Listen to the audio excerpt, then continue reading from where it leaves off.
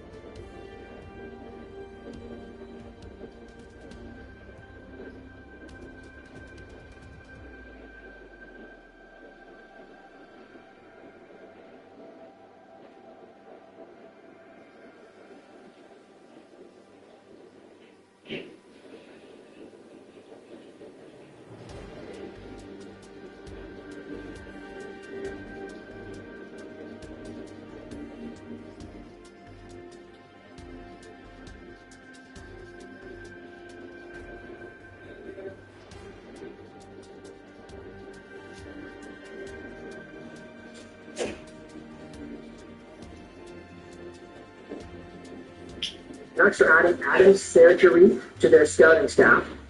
He has reportedly been added to the new addition staff. The Canucks may have had a new scout for the upcoming season. According to a report from Dave Dawson, the Canucks have hired Adam Sergery as a pro scout. Sergery brings a decade of scouting experience, all at the junior level. Last season, Sergery was named the director of scouting for the Penticton Vees. During their inaugural WHL campaign, Penticton set the CHL record for wins in a team's first season. The Vees finished the year with a 44-14, 6-4 record while claiming the BC Division crown. For all the doubters that thought the Penticton Vees wouldn't be able to do some damage in the WHL, what a record to go out there and shut them down. 44-14, 6-4. Hey, it's a dominant record for a team that has historically been dominant in Penticton. Makes sense in my mind, honestly.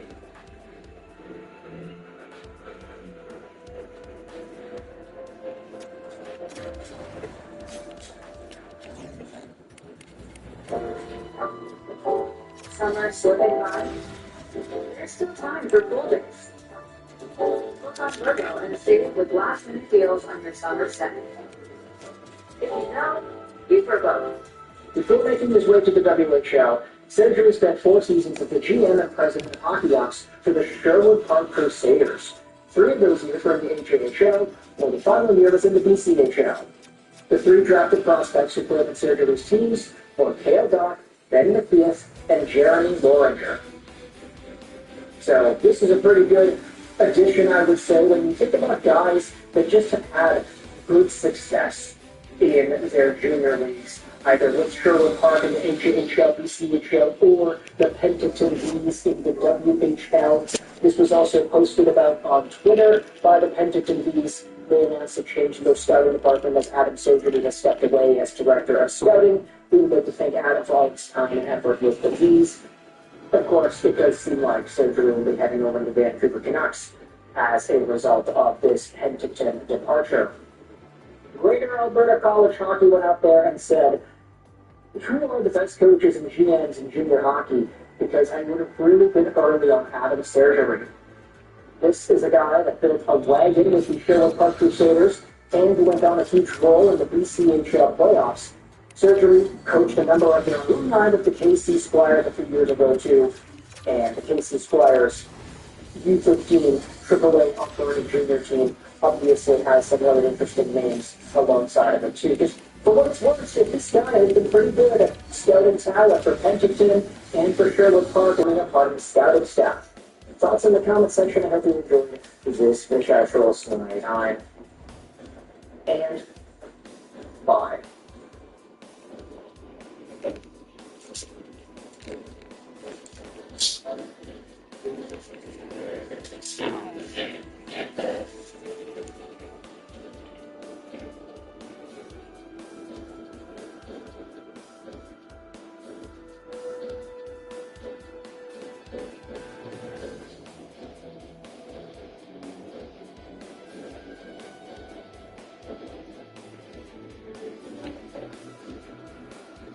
The province of Cyrodiil is absolutely fantastic. The valuables actually very exclusive things that can empower your character from early through the late game, or otherwise just a bit finds. So in this video, we'll be taking a look at 25 hidden gifts that you can find in more or less at any point in the city. But before we get to that, a quick word from today's video sponsor. OpporGX is back. This time to turn your boring old everyday browser into the ultimate cut of a fantasy adventure. With OpporGX's browser, you can customize pretty much everything and have the exact looks, sound, and feel of all the scrolls in. OpporGX has thousands of different live wallpapers, including this gorgeous one of standard mountain stars that put a warm, cozy in of popular box with hanging points. There's also background music to make you still feel like you're wandering the world of Tamriel whilst browsing, as well as all the keystrokes and tablet sounds, and once again, comes great sounds. It works. Opening or closing tab with the Oblivion mode sound is like the opening or closing your inventory, for instance. It's so with Skyrim. There's also custom fonts and icons from different browser mods, and each of which we can customize and interchangeable. You may prefer the wallpaper of the Skyrim, for instance, but still want the background music of Oblivion. It's all very easy to customize at any time from mod settings. Also, if you have the time to listen to videos like this in the background, there's also a very simple video pop-out feature. Just click this little icon, and the video will appear in the bottom corner of the screen, follow you across tabs whilst you go about some business. And finally, transferring from your boring old browser that can't do this stuff is the easiest thing ever. Just go to Office Settings, scroll down to Synchronization, import the months and settings from whatever your browser was, and that's it. It's like you can always objects. Check it out, find my link down below to rate your perfect browser experience. And now it's back to Syria. Up first is something that we actually start the game with, though it's also something you'll probably throw away without thinking about so long before realizing that you know how to deal with this item. I'm talking, of course, about our personal wristbands. Jackals worn in their gauntlet slots and classified as an item of clothing. In fact, they're the only item of clothing in game that is worn on the hands. And with us, a very important strain-related game magic builds. You see, wearing armor in Oblivion actually reduces the percentage effectiveness of our spells by a small percentage. Thus, if you're playing a mage wanting to maximize spell effectiveness, you want to wear clothing and not armor. It's actually easy enough to obtain maximum 85 armor rating with magic through a high alterations in that way. The results being an unenchanted clothing and then later on enchanted with anything to further bolster your specific builds. Say a flat boost to like total magic at all, or a shield effect to make up some of that armor rating. You can apply these enchants, of course, at Frostcrack's Fire, but also make sure to check your signal stones from closing Oblivion gates first, and potentially even better enchantments. What's that, I hear you say? You chose those things after playing for about half an hour, not realizing their value? Well, that's just too bad for people running the original version without the DLC, because like with Remastered, having all the original DLC, there are a couple more sites scattered about, the simplest of which could be acquired in the Storm Hollow. In the cloister segments, well, you can find a cattle person on the floor next to a skeleton. When you bring your car to us, you can expect attention to detail. Thorough diagnostics and efficient repair to keep up to date with the latest tech. And we use trade-in fuel to ensure the repairs are done right. Up next, Galante of Skingrass is a curious fellow, an anxious bookworm convinced that some organization, or perhaps all of them, are having follows. And though he can't point specifics or come up with any real evidence, he will employ our character to find out more when we first visit Skingrass. I've actually investigated pretty much every outcome to this quest in my worst decision video, which I'll link in the description below. For this video though, I'm more concerned with Galante's house, and the geniusly written statue of gold contained within. Just as such as well, then head into his basement once you're here, and have a read of Galante's notes. They further explain the suspicions of mainly of the three people he sentenced to follow. Frostcrack's Fire may not be my absolute favourite home in Oblivion, but it is the one I visit the most. Mainly thanks to its sprawling sword respawning Gallant and alchemy boosting bench, as well as the spellcrafting and enchanting forces. The latter of which will of course require a steady supply of soul gems for the enchanting equipments, preferably grand ones too, given they make the enchantments most powerful. What you may not realize though, is that Frostcrack's Fire also has its own replenishing source of grand soul gems hidden in its source. By casting Soultrap on one of these living units, Guardians of Little Attackers, and defeats the Imps will harvest a branch soul. These guys also respawn like the going upstairs, so you can effectively farm them for your enchanting. And even if you don't have an abundance of grand soul gems, provided you've obtained a zero star and not given it away to Martin like a fool, then you can just do a repeating cycle of harvesting one grand soul, enchanting one item with it, and then you do this cycle again. A brilliant trading tactic, which makes this place even more valuable for mages. In the Imperial City Arena District, outside the arena itself, head around to the back and look for two warriors named Brandwell and Salif. Head over to their bedrooms, crouch down behind his pillar when you can't be seen, to open that shared chest. Very hard knocks when you face a smooth with either the skeleton kick from the channel's favorite quest, or a high-level lock spell from the alteration school, or you could just get really good at anything again. Inside are some books on fighting, a nice amount of gold, and the unique gauntlets with the bands of one line. These are brilliant for anyone wanting to try it. The hand build, as they fortify the skill by a huge 20 points. Though do bear in mind that hand-to-hand is significantly weaker than the bladed blunt for melee, a fact which I established in my last video, ranking every skill in Oblivion. But it does come with a pretty cool skill of disarming people once you reach level 50, and can certainly make for an interesting and fun way to play.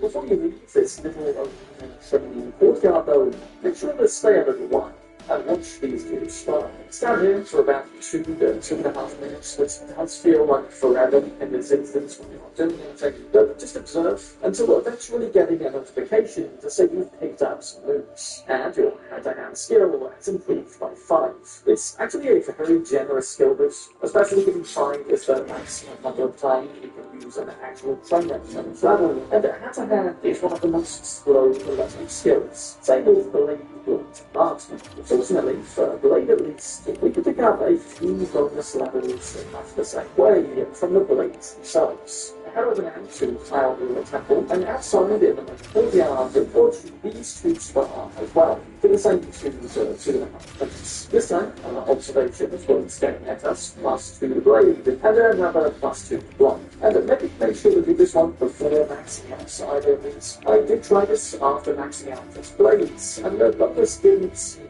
to apply.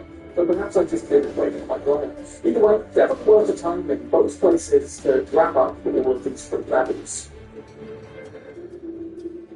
Alchemy is without a doubt one of the most powerful skills in Oblivion. Herbal potions can utterly eradicate the issues of magicka, health, and fatigue regen, which extend the skill itself, meaning we can imbibe and stack even more potion effects, plus a huge 10th at level 100. But, like with all magic skills, alchemy requires a little cheating to get to that level. It's not nearly as bad as handcasting conjuration summons, but we do effectively need to spam through a bunch of potions we don't necessarily want, finding ingredients that simply share an effect, any effects, and growing them for the XP. But this in itself can be time-consuming, and a far quicker way of doing it is simply to amass huge amounts of just 2 matching ingredients. Unfortunately, Oblivion makes no distinction between food and alchemy supplies, so farms are basically your best bet for this. Outside of Skidrent, to the western side, in stables and business vineyards, awash with rows of big-spawning grapes that nobody seems to mind us harvesting in their entirety. Like many foods, you stand with the initial browsing, like fortify fatigue, and we can grab about 120 per sweep. Then run around the corner to the northeast, skin grabs and there's also a tomato patch. Whatever you pick, about 90 tomatoes. These also share restore stamina as an initial property. So then, it's simply a case of spam brewing restore fatigue potions, and in addition to the multiple levels, this would be enhancing and alchemy has no way with repeatable with its potions. So they can sold off for a hefty amount of gold. You pay to sell them in increments, so those tend to hit the most 12 cap, but we will be able to get the full value, seeing as how we're selling cheaper items, as opposed to one expensive one that nobody can pay for.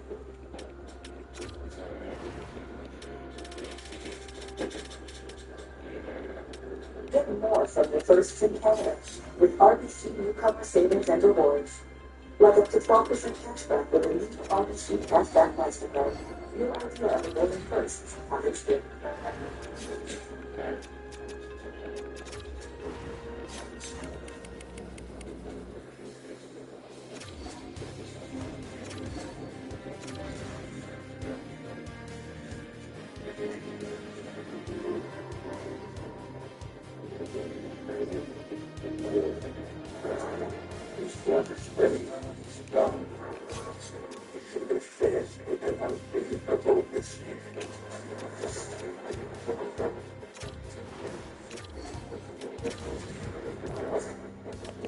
I fought it many 4 years in my time. Still far from that.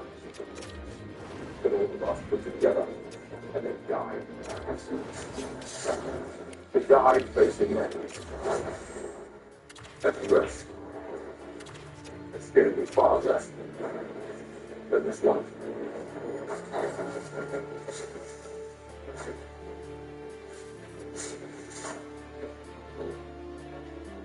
Everything that they sacrificed for nothing. It's not stand together. So I don't have this for us. Achieve nothing except this. If we return, and brothers and sisters.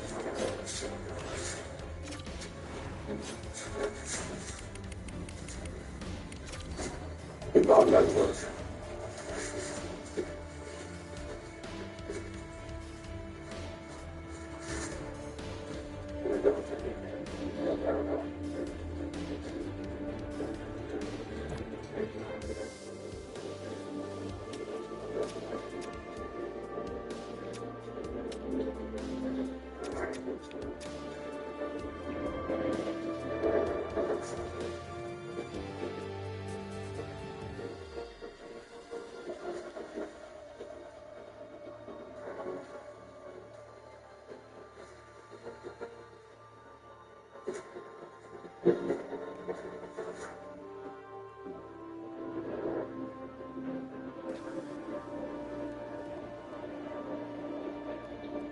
After, like a tiny little island just west of it, so you'll want to dive down just to the west side. That's once getting there, if you zoom into the local map, in fact, you'll even see a tiny little mark in see where it is. But dive right down and look at the skeleton who apparently died wearing a thick group of helmets. In fact, if you're struggling with weakness from searching for this for too long, then just equip it when you find it, and drowning will no longer become an issue.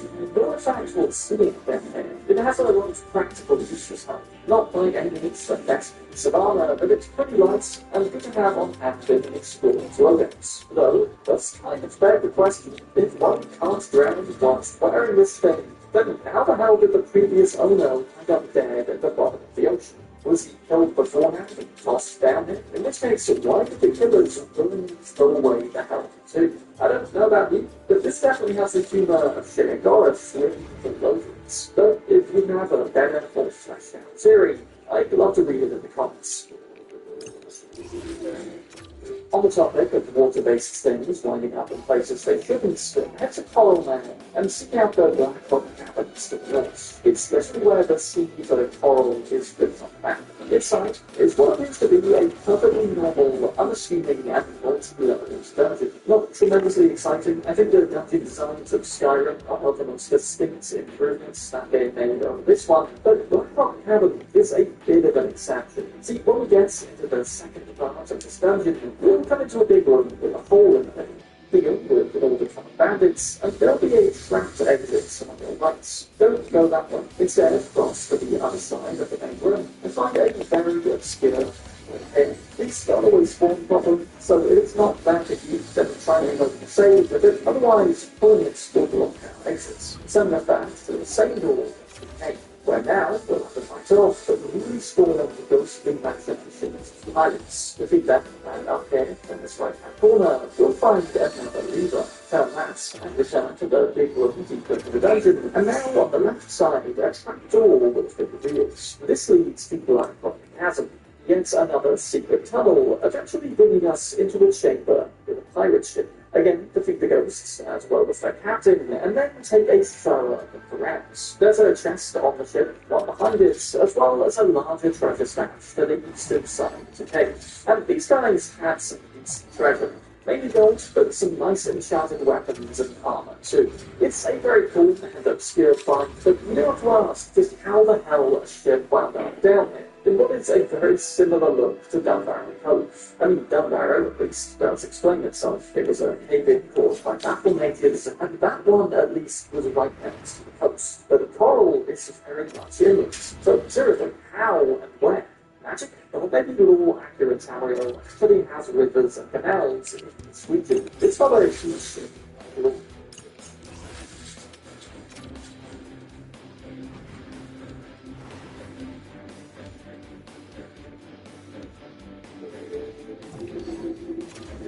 closest we get to Skyrim in Oblivion involves completing the quest for the Countess Marina's carving of Bruno, forklifting Vale. Just south north into the pale Pass is actually ancient Draconian limestone amulets. This is an ancient Sacadarian amulet with immense power to resist both disease and poison, though the Countess is also interested as a passionate collector of academic relics. And during the quest itself is actually another hidden quest involving a treasure hunt of lost chests. But I went over that already in my secret quests video. So today, let's look instead at the rewards for completing the Secret Vale.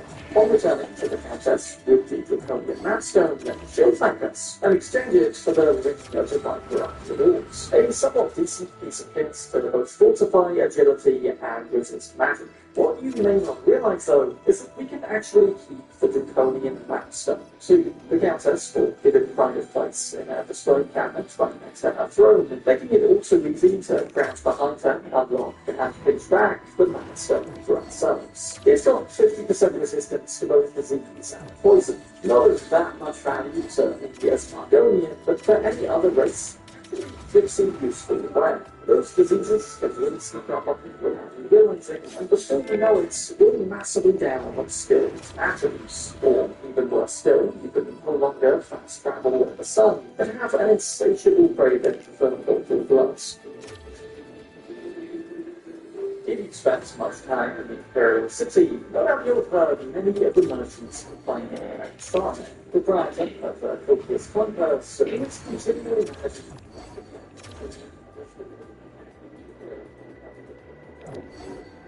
of every house. The most unfriendly competition will lead us to investigate some his business and shady acquisition of goods, eventually landing us in a dangerous situation with the supplier named Garnish. This guy had been selling Soraner extremely cheap merchandise, and he's been doing so by robbing the debts. Eventually, he'll confront us down in the fanciest family mausoleum, where we'll have to fight it to death. Make sure not to pick up his base sword once winning to bring willpower and endurance, but there's also a second but much easier to miss rather than in one. For those more geared towards one skill, find a little tube on the left. South of the tucked away is the Calabash Great Swords. This mace is enchanted to further absorb bludgeon strength, but effectively empowering its even more use, as well as dealing for his cross damage. Not the best mace in terms of base damage, but certainly a good one to have for those who actually find that one skill, given the absence. Let's also ignore the fact that we are the ones now great robbing, having to just kill the man for the exact same thing.